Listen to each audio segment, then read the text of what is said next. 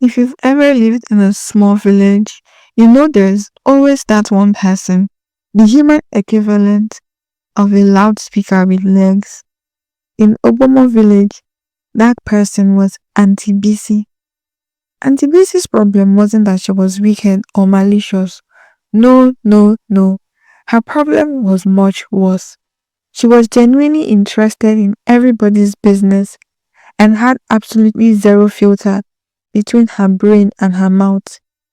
It was like someone had installed a faulty broadcasting system in her head that automatically transmitted everything she heard on the village frequency. Now, Auntie Bisi had positioned herself perfectly for maximum information gathering. Her veranda faced the main road like a military checkpoint, strategically located where everyone had to pass. She had a bench there. Oh, that bench. It was like a confessional booth, except instead of forgiveness, you got your business spread from here to the city by sunset. Every evening like clockwork, she'd plant herself on that veranda with a cup of tea and wait, and people would stop. They always stopped. Maybe it was the way she'd wave enthusiastically, or how she kept cold water in a clay pot, or maybe people are just naturally drawn to someone who looks like they have time to listen to their problems. Auntie Bisi, they'd call out, "Good evening, oh. Ah, come and sit down. How is the family? How is work? How is life treating you?" She'd ask them, and before you knew it, they were spilling their entire life story like someone had turned them upside down and shaken them. Take Mama Dara, for example. That poor woman was convinced her daughter Dara was destined to die a spinster because at the age of 33, she was still exploring her options in the romance department. One evening, Mama Dara sat on that bench and poured out her maternal worries like water from a broken calabash. Auntie Bisi, I don't understand this girl. Last Christmas, she brought home a fine boy, an engineer, good family. I was already planning the traditional marriage in my head.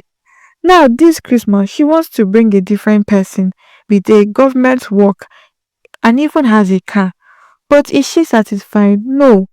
She says she's still figuring things out. Figuring what out exactly? She should stop bringing them home. What else is there to figure out? Auntie Bisi nodded sympathetically, making all the right sounds. These young girls of nowadays, too much choice is confusing them. Exactly. In our time, it wasn't like that. You brought him home to your parents once you were serious. Amadara left that evening feeling heard and understood. Auntie Bisi had been so supportive, so wise. But the next day, when Brother Tolu walked past, Auntie Bisi couldn't help herself. "Brother Tolu, how are you?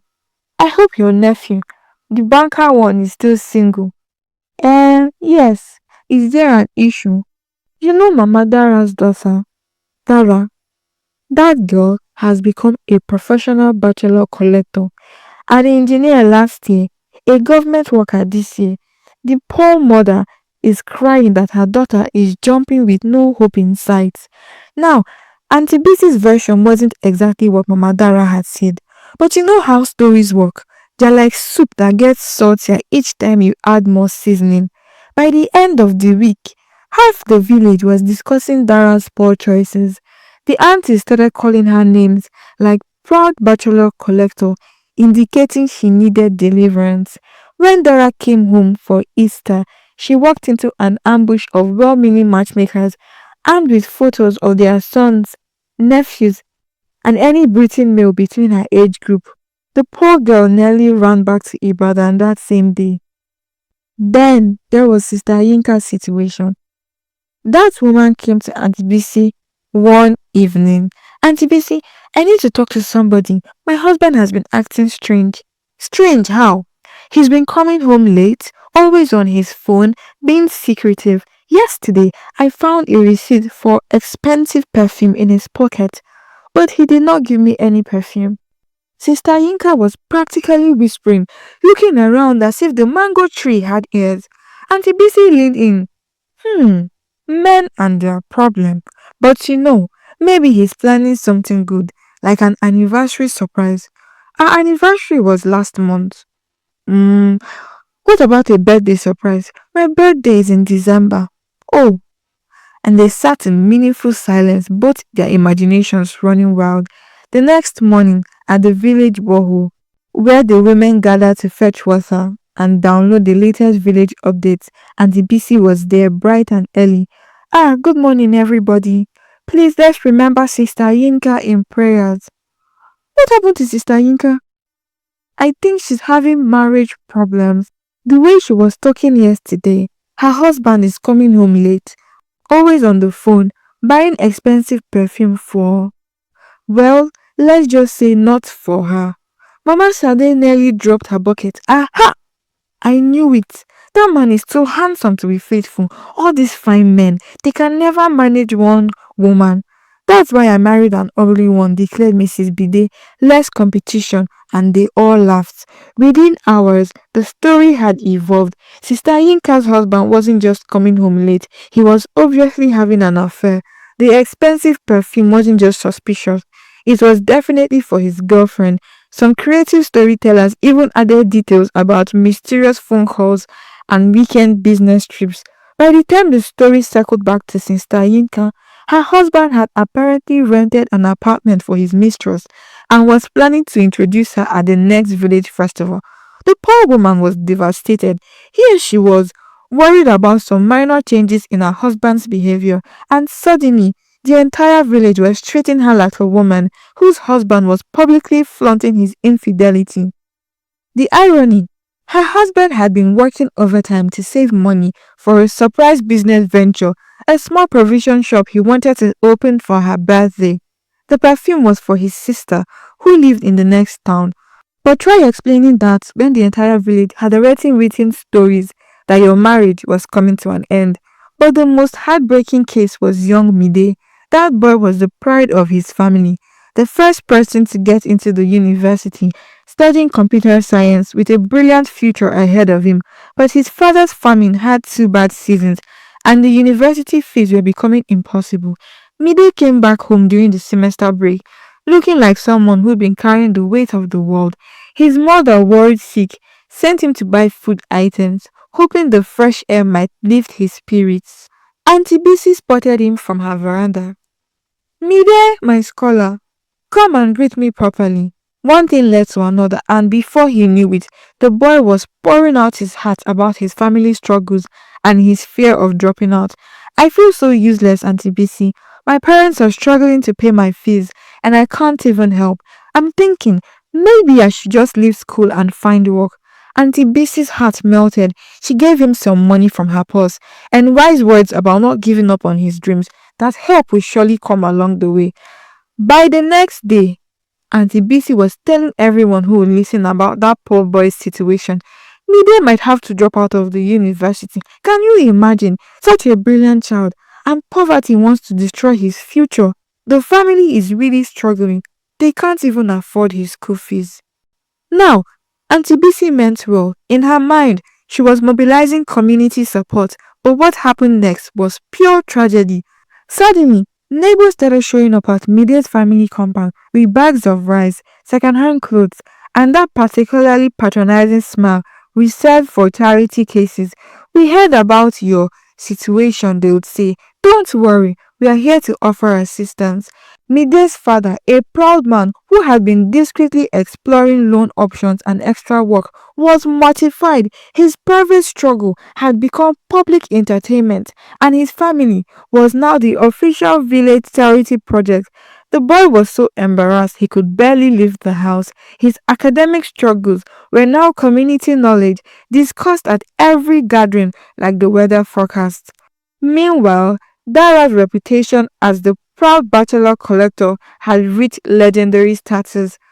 Every time she changed her Facebook relationship status or posted a photo with any male human, the village intelligence network went into overdrive. The poor girl had become like a celebrity whose love life was more interesting than Nollywood movies. Aunty Bisi, as the original source, was regularly consulted for updates and analysis, and Aunty Bisi, who had not spoken to Mama Dara in months, would confidently provide detailed analysis based on absolutely nothing. But the real wahala started when Temi drove home from the city in a very nice car. Now, Temi had been in Lagos for 4 years, working like a machine. She had three jobs: night shifts at a call center, daytime at a boutique, and weekend catering. The girl had lived low on budget for years, worked everywhere to save transport money, and sent every spare kobo home to help with her siblings' school fees. But she had also slowly built up a catering business on the side, specializing in those small office parties and birthday celebrations.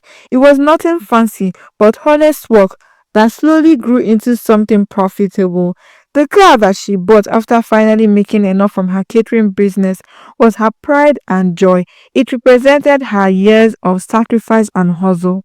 She parked in front of Auntie Bisi's house to buy tomatoes from the next compound, practically glowing with pride. Auntie Bisi, see my car. I finally did it. Wow, Lagos must really be paying you well. Not just paying me, auntie. I've been working three jobs, call centers, my own catering business. I don't have a social life. I just work and save, work and save. But finally, my catering business is doing well, and so I could buy this. Auntie Bisi was genuinely happy for her. That's wonderful, my dear. Hard work always pays. But that evening, as she updated her husband on the day's events, something got lost in the translation. You know, Temi, the Dele's first child, she came back from Lagos with her car. She said she'd been doing three jobs there. By Sunday after church, when the women gathered under the big tree for their weekly update session, the story had taken on new dimensions. I heard Temi is doing three different jobs in Lagos, Auntie Bisi announced. Now, Lagos had a reputation. Most people knew it was a place where people went to make it big, but also where people lost their way. When the women had different jobs, young girl and expensive car, their imaginations filled in the blanks. Three jobs? Mama Sade raised her eyebrows meaningfully. What sort of jobs are they? Mrs. Bide, whose own daughter had been struggling in Lagos for years, was skeptical. My Topper works in a bank and can barely afford transport home for Christmas every year. How is this one buying cars? You know how these Lagos girls make money quick quick, someone muttered. The implication hung in the air like smoke from a bad fire. Within a month, the story had mutated completely. Tammy wasn't working, three legitimate jobs. The car became evidence not of hard work, but of questionable activities. Poor Tammy came home for her cousin's wedding to find herself treated very differently. The aunties who used to praise her were giving her judgmental looks. Even the pastor made a pointed sermon about young people who would sell their souls for material things. When she asked her mother what was happening, Mrs. Daly had to explain the village's new theory about her daughter's success. Temi was devastated. Her years of legitimate hustle reduced to ugly speculation about her character. That was when Mrs. Daly had enough. She marched to their village elder's house like a woman on a mission. Elder Bami, my daughter is a good girl who worked legitimate jobs to buy a nice car, but because of gossip, people are treating her in such a disgusting manner. This has to stop. Elder Bami had been watching this pattern for years. He knew exactly where all these stories originated, but instead of confronting Auntie Bisi directly, he had a better idea. He called a meeting with some of the people whose stories had been twisted and broadcasted by Auntie Bisi's mouth. Dara, being called the proud bachelor collector, Sister Yinka, whose marriage had nearly collapsed, and Mide's father, who was still embarrassed about being the village charity case, and few others. When they gathered, the elders said, "Let's give her a taste of our own medicine." The next week, something interesting started happening. Everywhere Auntie Bisi went, she was hearing the most fascinating stories about herself. It started at the market. She was examining tomatoes when she overheard two women talking nearby. You know that Auntie Bisi, the one who sits on her veranda, collecting everybody's gist. What about her? I heard her husband is thinking of marrying a second wife. Eh? Why? They say the woman can't keep her mouth shut about other people's business, so she doesn't have time to take care of her own husband. The man is tired of coming home to hear about everybody else's drama instead of getting proper attention. Auntie Bisi nearly choked on her own spit. Excuse me? What did you say? The woman looked at her with innocent faces. Oh, Auntie Bisi, we didn't see you. We were just talking. How are you? What were you saying about my husband? Nothing serious, ma. Just things we heard. You know how people talk. The casual dismissal hit her like a slap. Where was this news coming from? Later that day at the borehole, she heard another conversation. That woman who knows everybody's business. I heard she doesn't have any real friends. Why? Are you sure? Yes, that's why she's always so interested in other people's lives. Her own life is very empty. By the end of that week, Auntie Bisi was hearing different things. Her husband wanted a second wife because she neglected him for gossip. She was secretly jealous of the young women whose story she spread. Her own children avoided visiting because they were ashamed of her reputation. She was taking depression medicine because of her loneliness. She owed money all over the village. Why else would she be so interested in everyone's financial business? The most creative story came from the Church Women's Fellowship. Apparently, Auntie Bisi had been seen visiting the Babalawo in the next town, asking for charms to make people tell her their secrets. That's why everybody always ends up confessing their problems to her, the story went. She's using things to loosen their tongues. When this particular story reached her, Auntie Bisi nearly fainted. She, a devoted church member, accused of consulting juju priests? The irony was suffocating. The worst part was that each story contained just enough truth to sting. Her husband had been quieter lately, but only because every conversation became about village drama instead of their own lives. She did feel lonely sometimes, but she never connected it to her gossip habits. She was jealous of some younger women, and maybe that did color how she shared their stories. But the depression medicine story, that was untrue. The second wife story, complete fabrication. The Babalawo story, absolute nonsense. Yet here she was, experiencing exactly what she put others through. The horrible feeling of having your private life become public entertainment, of having kernels of truth twisted into dramatic stories, of walking around wondering what people are saying about you. For the first time in her life, Auntie Bisi understood what it felt like to be on the other side of the village gossip network, and it was terrible. She couldn't sit on her veranda without feeling self-conscious. She couldn't go to the market without wondering if people were analyzing her purchases for clues about her personal life. She couldn't even go to church without noticing whispered conversations that stopped when she approached. Every interruption felt loaded with hidden meaning. Sleep became difficult. She lay awake at night, replaying conversations and wondering what innocent comments might be twisted into tomorrow's headline news. After 2 weeks of this torture, she couldn't take it anymore. Auntie Bisi stormed into Elder Bami's compound like a possessed woman. Auntie Bisi stormed into Elder Bami's compound like a woman possessed. Elder Bami, what is happening in this village? People are saying all sorts of nonsense about me. What kind of nonsense? They're saying my husband wants to take another wife. Me? That I'm using juju? Me? These are all lies. Elder Bami looked at her calmly. And how do you know these things are lies? Because I know my own life. These people are just making up ridiculous stories about me. So it's painful when people make up stories about your private life. Very painful. And embarrassing when people spread rumors about your marriage. Very embarrassing.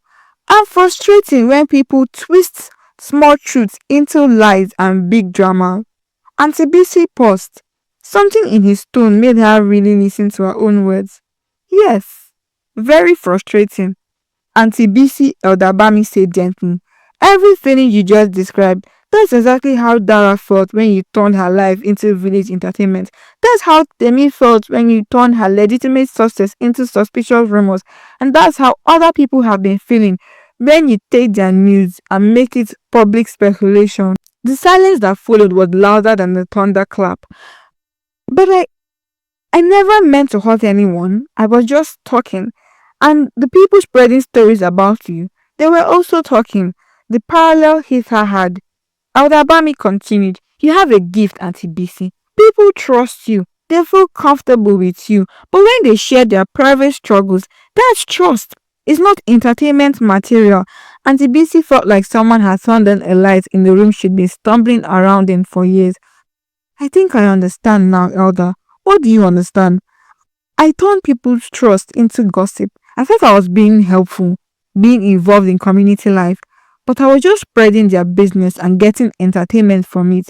And how does it feel when someone does that to you? It feels terrible. It feels like betrayal. Aunty Bisi walked home very slowly that day, taking the long route to avoid the main road where people might see her and start new conversations about her mental state. For the first time, she really understood the weight of all those conversations on her veranda. Every person who had trusted her with their struggles, their fears, their embarrassing family situations, she had betrayed that trust by turning it into entertainment for others. The guilt was overwhelming, but more than that, she finally understood the difference between caring about people and collecting stories about them. That evening, instead of sitting on her veranda waiting for people to pass by, Auntie Bisi went inside and talked to her husband about their own life for the first time in months. Papa Bisi, people are saying you want to marry another wife. He looked surprised. Where did that come from? They say I don't pay you attention because I'm always focused on other people's business. Papa BC was quiet for a moment. Well, when was the last time we talked about our own life? The truth stormed because it was accurate. I don't remember. I've been thinking about expanding my carpentry work, he said. Maybe training that young daily boy, but every time I want to discuss it with you, you're busy updating me on someone else's family drama. They talked until late that night about his business ideas and so many things about their family. It felt strange at first but also refreshing. The fake stories about Auntie Bisi stopped after she apologized to the villagers. She remained different. When people came to her veranda with their problems, she listened differently. Instead of collecting details to share later, she focused on actually helping them think through solutions. She helped them brainstorm practical solutions. The conversations became deeper, more meaningful, less like interviews and more like actual human connection. As the evening settled around her, Auntie Bisi smiled with satisfaction. She had learned one of life's most important lessons these past few months, that the most powerful thing you can sometimes do with information is absolutely nothing at all.